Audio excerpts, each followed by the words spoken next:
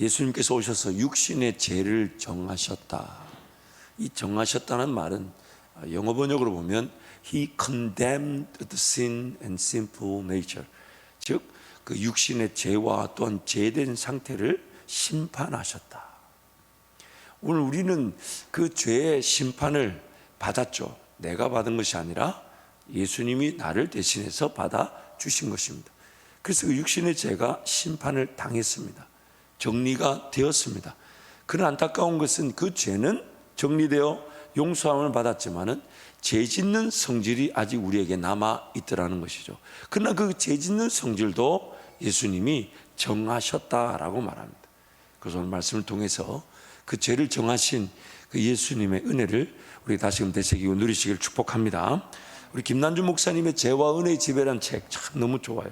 그 내용에 보면 이런 예화가 소개됩니다. 탁 트인 고속도로 위로 수십 톤이 넘는 짐을 실은 커다란 트럭물이 엄청난 속도로 마구 지나갑니다. 그런 차를 만나면 소형차를 운전하던 운전자들은 아예 길을 비켜줍니다. 그런데 그렇게 제멋대로 무섭게 달리던 큰 트럭도 갑자기 브레이크를 밟으며 온순하게 운전하는 때가 있습니다. 그럴 때면 어김없이 앞에 교통경찰이 눈에 띕니다. 그토록 난폭하던 운전자가 조심스럽게 운전하게 된 것은 그 경찰관 개인의 능력 때문이 아니라 그가 국가로부터 부여받은 경찰관이라는 직무 뒤에 존재하는 법 때문입니다. 난폭 운전을 하던 사람의 마음에 나라의 실정법이 실효적으로 영향을 주자 경찰관은 그 거대한 트럭을 손짓 한 번으로도 세울 수 있는 것입니다. 여기서 법이란 그 자체로 다스리는 힘을 갖습니다. 이것을 실효적인 힘이라고 부르는데 죄의 법이 신자에 대하여 그러한 힘을 갖는 것입니다. 그러므로 사도 바울이 말하는 죄의 법은 신자의 영혼 안에서 힘을 얻게 된 죄가 그가 그의 내면의 세계에서 실효적인 힘을 갖게 되어 그의 외적인 삶을 불순종과 죄로 이끌어가는 상태를 낳습니다. 한번 예를 들어 볼게요. 열심히 하나님 나라를 위해 살려고 달려가는데 갑자기 감기가 걸린다든지 아니면 옛날에 지은 죄가 나를 막 괴롭혀서 그래 나 같은 게 쓰임 받지 못하지 하고 이렇게 내려놓게 만든다든지 혹은 어떤 갖가지 공격으로 우리를 괴롭힐 줄 모르는 게 이 죄인데 왜냐하면 그 죄는 법이고 법은 방금 말한 것처럼 경찰관이 그 무섭게 달리는 차를 손짓 한 번으로 세울 수 있는 힘을 가졌듯이 그 죄가 우리를 그 힘을 가지고 그렇게 우리를 공격하고 무너뜨리게 하고 낙심하고 절망시키게 만든다는 것입니다. 법이라는 것은 나를 지배하는 주인입니다. 그리고 죄법이라는 것은 죄가 나를 지배하고 다스리고 있다는 것입니다. 그래서 죄인들은 죄를 잘 모릅니다. 잘 모르지만 지배를 당하여 고통 중에 허덕이며 신음하는 것입니다. 우리가 신앙이 어릴 때 보면 그 죄의 지배 현상, 그 죄의 지배 현상으로 우리가 그렇게 반응할 때가 있습니다. 예를 들면 이런 거죠. 내가 지금 바빠서 예배하러 못 갑니다. 근데 여러분 오늘 밤에라도 생명을 거두어 가신다면 그 바쁘다는 것이 예배하지 못할 이유가 되지 않는다는 걸 나중에는 압니다. 그러나 그때는 몰랐어요. 지금 당장 이게 더 급하고 지금 당장 이게 더 우선순위인 줄 알았지만 더 우선적인 게 있고 더 급한 게 있었는데 우리는 모르고 그렇게 반응하고 그렇게 말하고 그렇게 결정하며 살았었습니다. 왜요? 왜 몰랐습니까? 그 죄의 지배 때문에 내가 다스림을 받았던 겁니다. 그래서 내 육적 형편이 이러하니 나를 이해해 달라. 나의 이런 형편이 이러하니 나를 좀 기다려 달라 라고 말하는 것 자세히 들여다보면 죄가 나를 사로잡았던 것입니다. 나를 붙들었던 것입니다. 죄의 법에 지배를 당하는 육신에 사로잡혀서 하나님과 원수가 되고 하나님의 법을 따르지도 않고 따를 수도 없는 것입니다. 당연히 하나님을 기쁘시게 해드릴 수도 없습니다. 그래서 6절부터 8절 말씀 우리 함께 선포하겠습니다. 육신의 생각은 사망이요 영의 생각은 생명과 평안이니라. 육신의 생각은 하나님과 원수가 되나니 이는 하나님의 법에 굴복하지 아니할 뿐 아니라 할 수도 없음이라. 육신에 있는 자들은 하나님을 기쁘시게 할 수 없느니라. 그렇다면 제법의 지배를 모른 채 하나님의 은혜의 지배를 이렇게 이해할 수 있을까요? 이게 오늘 우리가 던져야 될 질문입니다. 제법의 지배를 모른 채 하나님의 은혜의 지배를 이해할 수 있을까요? 그렇다면 제법의 심각성을 인식하지 못한 채 하나님의 은혜의 지배의 능력을 깨달을 수 있을까요? 제법의 지배로 인한 참혹한 제약을 짓지 않은 채 하나님의 은혜의 지배의 능력을 충분히 감사하며 누릴 수 있을까요? 제법의 지배로 인해 사망의 몸에 갇혀 있다는 것을 직접 체험하지 않은 채 하나님의 은혜의 지배의 능력을 체험할 수 있을까요? 그래서 우리에게 먼저 율법을 주신 것입니다. 죄를 깨달으라는 것이죠. 죄를 알라는 것입니다. 너무 안타까운 것은 물론 죄를 짓지 않아 본 사람은 없습니다. 근데 죄를 하나님을 섬긴다지만 짓지 않아 본 경험이 없는 자가 없다는 얘기는 다른 말로 그 죄를 짓지 않으면 안 될 죄인이었다는 얘기죠. 근데 그 죄를 지어보지 않고서는 하나님 은혜를 은혜답게 잘 모른다는 겁니다. 가장 단적인 예가 말씀에 대한 사모함이 없는 거. 왜냐하면 이 말씀이 아니면 죄를 죄로 다른 방법이 결국 죄 짓는 것 말고는 없으니까. 그래서 이 말씀을 통해 나의 죄인됨을 발견하지 않는다면 그럼 결국 그 죄는 죄가 되지 않고 가만히 있을까요? 우리 내일 말씀을 살펴보겠지만 죄는요 반드시 장성합니다. 그래서 죄가 장성한 즉 뭐를 낳는다고요? 사망을 낳습니다. 죄가 내 안에서 아무 일도 하지 않고 가만히 있질 않아요. 그렇다면 그 죄는 어떻게 다스려질 수 있을까요? 어떻게 통제될 수 있을까요? 어떻게 우리는 그 죄 짓는 위기를 피할 수 있을까요? 어떻게 하면 그 죄를 극복할 수 있을까요? 결국 하나님의 말씀을 통해 나의 죄인됨을, 나의 인간적인 연약함을, 그리고 내 욕심과 정욕에 따른 선택과 결정임을 발견하지 못한다면 기에 그 죄는 죄 짓고 많은 자리에서 발견하게 되는 것입니다. 비단한 예로 오늘 우리가 예배 자리에 달려나올 때마다 그 예배에 감격이 없는 이유가 뭘까요? 기대가 없는 이유가 뭘까요? 사모하지만 졸리고 지친 이유가 뭘까요? 물론 그 시간이 잘 구별되지 않았거나 또는 삶이 바쁜 쪽에도 달려온 것 너무 귀하고 감사한 거지만 예배의 감격이나 예배의 기대나 예배의 사모함이 없는 것은 성령의 지배일까요? 죄의 지배일까요? 물론 예배하러 와서 기도하러 온 것만 해도 감사한데 안 온 것보다는 나은데 그 예배에 대한 예배를 통해 하나님을 깊이 사모함이 없고 또한 그런 만남이 없다면 이건 성령의 지배일까요? 죄의 지배일까요? 죄의 지배죠. 물론 성령의 인도하심으로 여기까지 왔지만 또 이 예배 자리에서도 임재와 평안과 기쁨과 안식은 또 다른 성령의 은혜가 필요한데 어느 순간 나도 모르는 사이에 내가 새벽을 깨워서 이 정도 나온 것만 해도 할렐루야 아멘 아니냐 하면 또 안도하고 있을지 모르죠. 그냥 또 여기 이 자리에 온 것만으로도 감사하다. 물론 감사합니다. 감사하지 않다는 게 감사한데 어느 순간 어떤 죄의 지배가 있을지 모르는 게 우리의 연약함입니다. 어느 순간 어떻게 죄가 역사할지 모르는 게 우리의 부족함입니다. 그래서 우리는 항상 성령으로 충만하지 않으면 안 됩니다. 항상 성령 하나님을 사모하지 않으면 안 되고 감사한 것은 그 죄에 대한 경각심으로 성령 하나님을 사모했더니 성령 하나님께서 그 죄를 이기게 하실 뿐만 아니라 춤을 추듯 동행하며 걸어가며 지혜를 맛보고 인도하심을 맛보고 그리고 특히 그 성령 하나님의 인도하시면 전문성이 있죠. 체계가 있죠. 성장하게 하시죠. 영향력과 가치가 점점점 자라나게 하시죠. 그냥 한순간 일회성의 사건으로 끝나지 않고 평생의 헌신의 기회가 되게 하시고 그러나 그 평생 헌신이 지칠까봐 순간순간 열매를 맺게 하시고 일이 되게 하시고 하나님을 경험해 가게 하시면서 기어이 그 더 놀라운 영광의 위치, 더 놀라운 인내의 자리, 더 자라가고 더 충만한 데까지 이룰 수 있도록 우리를 이끌어 가주시니 이 어찌 행복이 아니겠습니까? 어찌 행복이 아니겠습니까? 우리에게 그 생명의 성령의 법이 지금 주인이 되어 우리를 이끌어 가시기에 어떤 죄 가운데서도 복이 되지 않았지만 그러나 강제로 하지 않으신다는 거예요. 자발적인 사랑이 되게 하시고 끝까지 나를 기다려 주시니 감사하나. 그렇게 우리의 기도 제목은 하나님의 은혜를 놓치는 기다림이 되지 않게 해주십시오.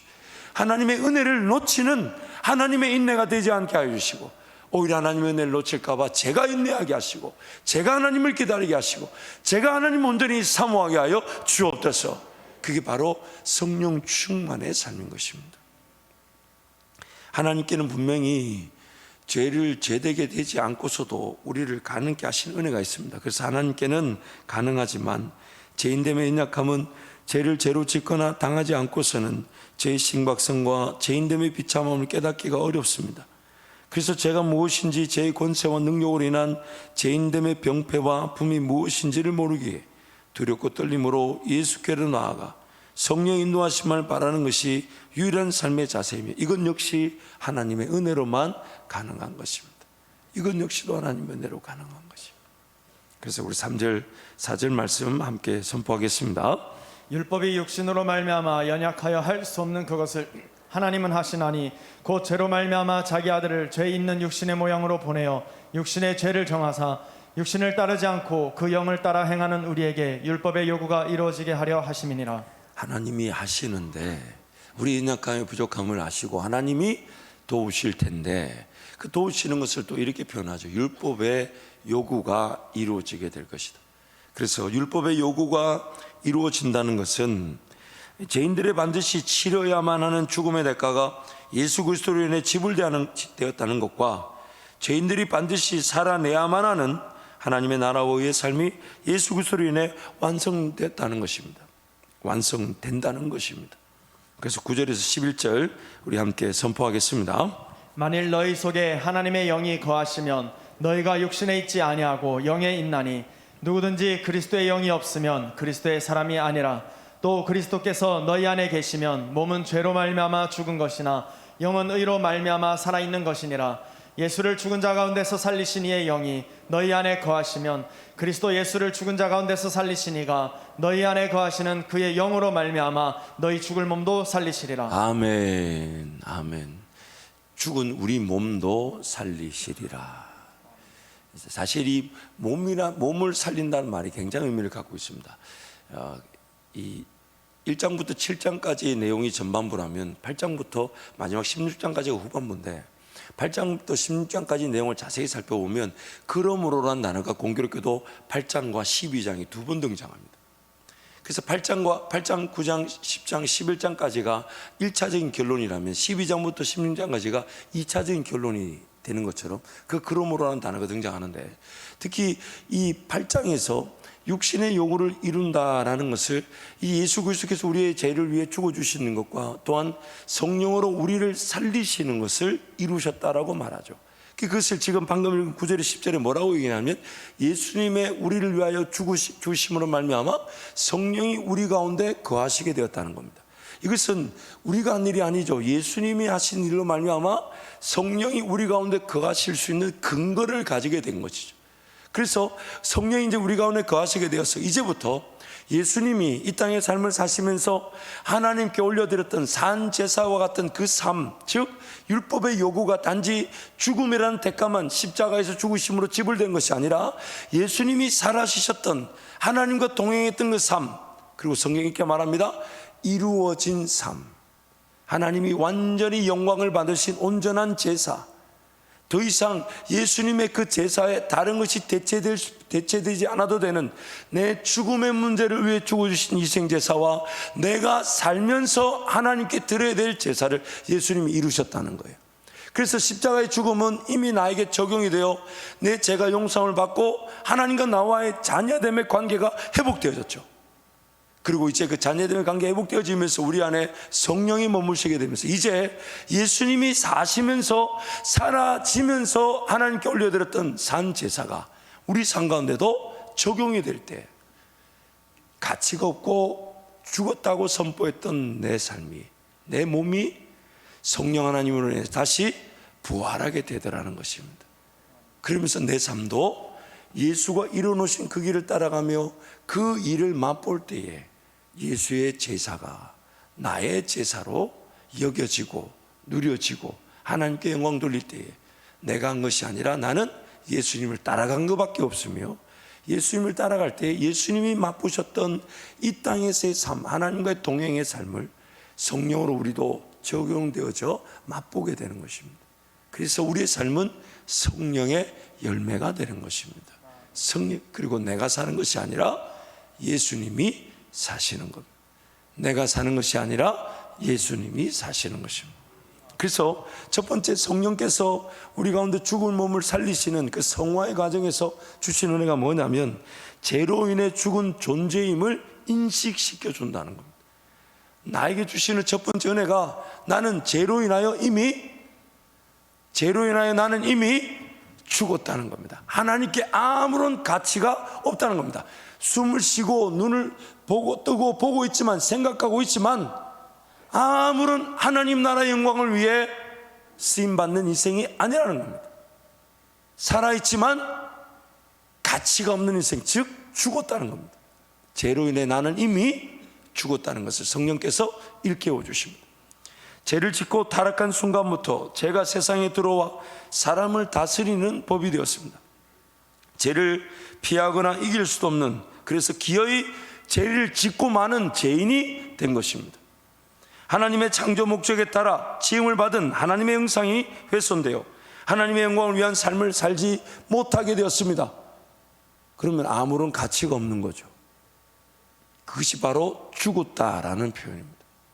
살아있지만 가치가 없기 때문에 죽었다라고 말하는 겁니다. 그래서 나는 죄로 인하여 죽었다.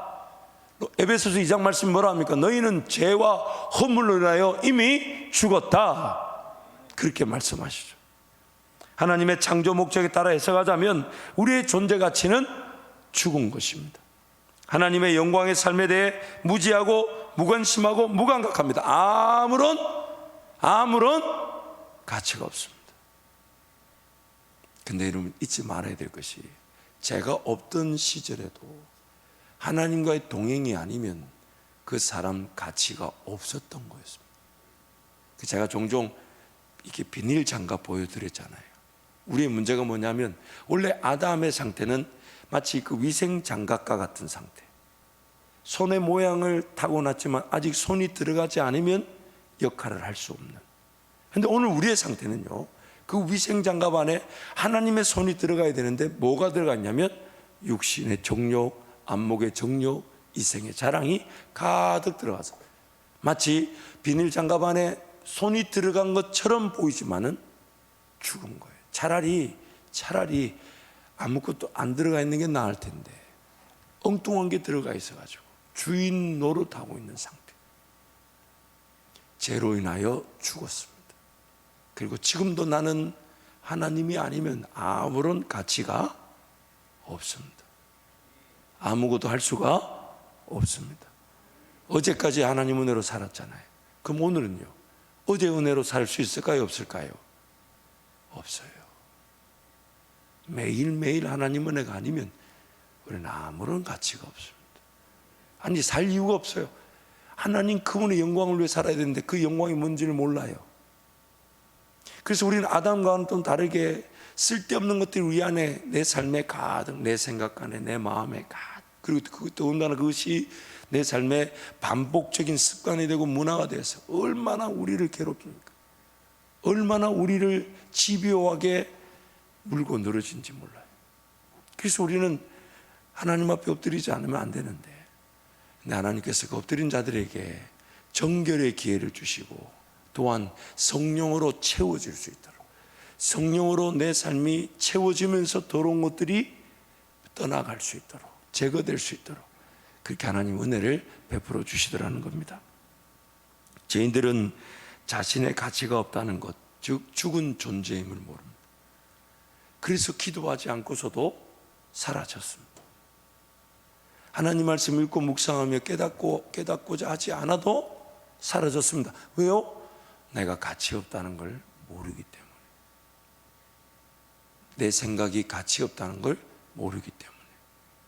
오히려 내 계획이 나를 죽일 수 있다는 걸 모르기 때문에. 그래서 살았던, 자기가 죽었다는 걸 잘 모르는 거예요. 그 평생 죽은 거 모르고 그 죽은 거 붙들고 사는 게 인생이더라는 겁니다. 성령께서 죄로 인해 죽은 존재임을 율법을 통해 깨닫도록 도우십니다. 성령께서 율법을 통해 우리의 죄인됨을 밝히시고, 내 죄인됨을 인하여 하나님의 은혜가 아니면 살 수 없는 죄인임을 알게 하시고, 기에 그 율법이 어디까지 나를 인도하냐면 예수님께로 나를 인도하게 되죠. 왜냐하면 율법은 또 우리를 구원하지 못해요. 죄인됨을 깨닫고 죄인됨의 영적 형편을 알고 차라리 이렇게 사는 것보다 죽는 게 낫겠다, 그게 율법이 하는 역할이죠. 그래서 차라리 죽는 게 낫겠다 했는데 성령께서는 죽겠다는 그 사람들을 도리어 살려주시니까 그 자리가 바로 자기 부인, 자기 십자가 지고 주님 따르는 자리, 즉 나는 죽고 예수가 사는 자리가 되게 하신다는 것이죠. 성령께서 죄인들의 현실, 즉 죽은 존재임을 깨닫게 하시고, 또한 깨달은 죽음을 항상 인정하여 자기 부인의 자리에 이르도록 인도하시고 도와주시는 것입니다. 그래서 사도 바울이 나는 날마다 죽노라. I die every day. I die every day. 우리 또 고등학생들이 왔으니까 영어로 한번 물론 제가 뭘 자랑하려는 마음이 있기도 합니다만은 우리 한번 따라할까요? 나는 날마다 죽어야 합니다. 죽어야 합니다. I die every day. I die every day. I die every day. I die every day.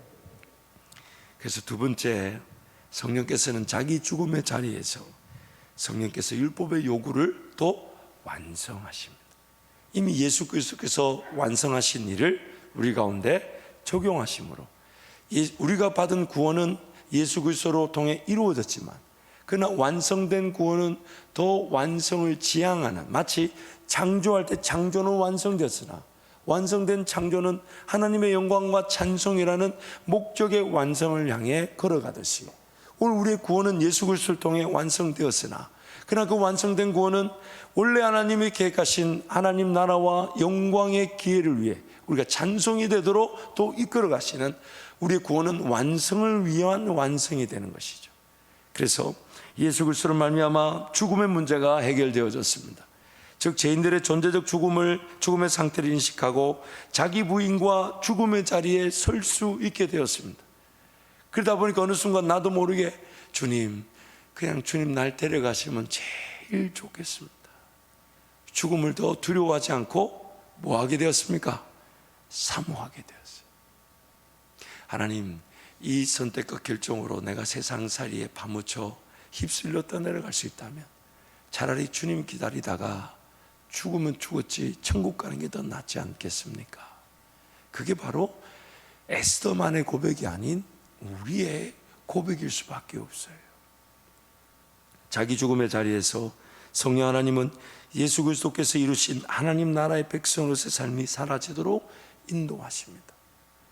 신구약 성경에 나오는 모든 내용이 예수 그리스도를 통해 완성되었습니다. 그리고 이제 구원 얻은 성도들에게 그 완성된 삶의 방향과 방법이 가르쳐지게 되는 겁니다. 우리가 누려야 될 열매로서 그 길을 걸어가는 겁니다. 그래서 우리는 자랑할 게 하나도 없어요. 예수님이 다 이뤄놓으시고 예수의 성령께서 길이 되어주시고 그 길을 갈 힘이 되어주시고 능력이 되어주셨기 때문에 내가 자랑할 수 있는 건 하나도 없어요. 원래 사람은요, 하나님의 은혜만을 맛보도록 태어났습니다. 뭘 해야만 하는 존재가 아니었어요. 하나님을 즐거워하고 하나님을 기뻐할 수 있도록 지음을 받았는데 우리 죄가 그 하나님을 거절했다는 것입니다. 완성된 율법이 성도들에게 적용될 때 성도들은 성령의 능력으로 목표와 방향에 대한 인식이 생겨나고 사모하며 기도함으로 성령의 능력으로 순종하여 목표가 달성되는 것입니다. 처음이자 마지막이 되시는 거예요. 알파가 되시고 오메가 되시는 거예요. 마음의 소원이 되시고 그 소원을 인내로 기도하게 만들어 주시고 그것을 이루어 주시니까, 그래서 우리는 항상 하나님 앞에 엎드려서 하나님, 내가 입을 벌립니다. 내 입에다가 주의 소원을 채워 주셔서 선포하게 하시고 기도하게 하시고 인내로 주님 바라보게 하셔서 그 일이 이루어지는, 그래서 우리의 역할은 증인입니다. 무엇의 증인입니까? 예수님이 하신 일을 증인합니다. 또한 예수님이 나의 삶을 통해 우리 교회를 통해 이루신 일을 먼저 보고 증거합니다. 이건 우리가 깨달을 수 있는 기도 제목이 아니었습니다. 이건 우리가 계획할 수 있는 일이 아니었습니다. 이거는 우리가 순종하며 걸어갈 수 있는 일이 아니었습니다. 예수님이 성령으로 우리에게 이루신 일입니다. 그 일에 우리가 증인이 되는 것이죠. 증인이. 율법의 1.1획도 땅에 떨어지지 않고 성령의 인도함을 받는 성도들의 삶에서 열매로 나타나게 되는 것입니다. 그래서 여러분, 우리는 율법의 그런 의무를 지킬 만한 능력자들은 아니나 예수 그리스도로 말미암아 율법이 지켜지게 되는 은혜를 누리게 되는 것입니다. 그때 우리는 율법에서 자유하는 것입니다. 자유하는 것입니다. 자유하는 것입니다. 자유하는 것입니다. 자유하는 것입니다. 생명의 성령의 법이 우리를 해방시켜 주는 것입니다. 여러분, 날마다 주님과 동행하는 이 새벽을 통해 하나님을 사모하십시오. 새벽을 깨우며 올 때마다 하나님을 기대할 수 있도록 은혜를 구하십시오. 하나님, 저에게도 오늘 이 새벽이 어제와 다른 오늘 하나님을 만나는 새벽이 되게 해 주십시오.